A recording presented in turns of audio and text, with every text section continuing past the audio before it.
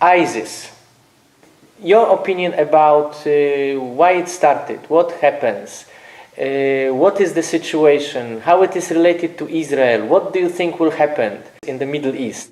The Muslim world, okay, the development of this religion, because, how I say, geographical, demographic, economic situation, to my opinion, as a society, as a community, they are now somewhere where Europe was on the 15th century. What I say now, I thought already 40 or 50 years ago. When I, as intelligence officer, I had to go to the field and meet people and talk with them. And there I understood that that are still thinking as community some backwards, 100 years backwards. And now in the last years, in some areas, in some spots, people with initiative, but with initiative, creative people, in mind or in attitude, in thinking, in philosophy, as European were thinking in the 15th century. And they started organizing groups, extreme groups, and such extreme groups started flourishing, I would say, in Iraq, like Saddam Hussein, okay? Or in Afghanistan, like Bin Laden, though Bin Laden is a Saudi, is come from Saudi, but nevertheless he flourished in Afghanistan. About a year ago, I brought from Afghanistan one of the people who at the time was the foreign minister of government of Afghanistan, and he wanted to come to the election to be president. And he came here, he was sitting here in this room, by the way, and we were talking about the Taliban, about the source of the Taliban. You know that some people say that some of the Taliban are Jewish origin, and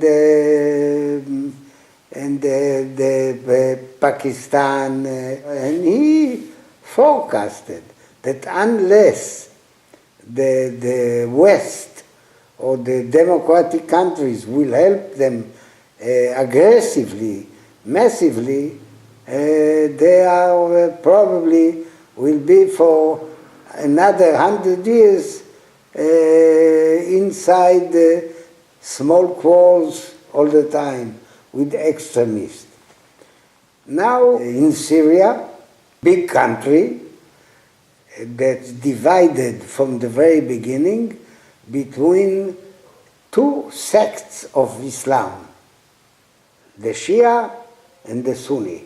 And Assad, in practice, Alawi is another sect within the Shia, usually because they have many religious sects. And if you take Syria, that over 30 million people, the Alawi controlled Syria, but there are in Syria only 2 million or 2.5 million, and they control all the rest. So the rest one day revolted, and but Assad, instead of dividing Syria into two, okay, and that he should do from the very beginning, to divide Syria into two. The 2.5 million Alawites live mainly on the west of Syria, to take part of the Syria in the west and say, this is Alawi state, and the rest do whatever you like, okay? If he would do it 4 or 5 years ago, he would save it. Today, but because of the war, the friction between the Alawi and the Sunni in Syria, this created ISIS. It's created ISIS, and ISIS, it's how you say, you have Al-Qaeda that came from Afghanistan, and now from Al-Qaeda was born ISIS. And now what will be next? I don't know, I can't tell you. About 2 weeks ago, I went to Geneva and I met the uncle of Assad, okay? Rifat Assad. Rifat Assad is the brother of the father of Bashir Assad. And we were talking, he asked me to come. I know him for many years. And he asked me to come to see how could we save the situation. And the chance to save the situation is very slim, I would say. That I'm sure that the Alawi, that means Bashir Assad, is not able to win the war against the Sunni. At the end, he has to retreat and to stay somewhere else, but the other, ISIS, they will not finish. As I said in Rome 3 weeks ago, you know, I was in a conference of anti-terror conference. To win and to fight bodies like ISIS, the only way is that all the big nations will unite together to establish international police force. I say police force. And they put international law. And the problem is the terror or forces like ISIS, they develop in some geographical areas where you have vacuum. Now the international force should fill all the vacuum, not to give any 1 square meter on the globe to people like this to flourish. And I said, very simple, look, today it will not happen.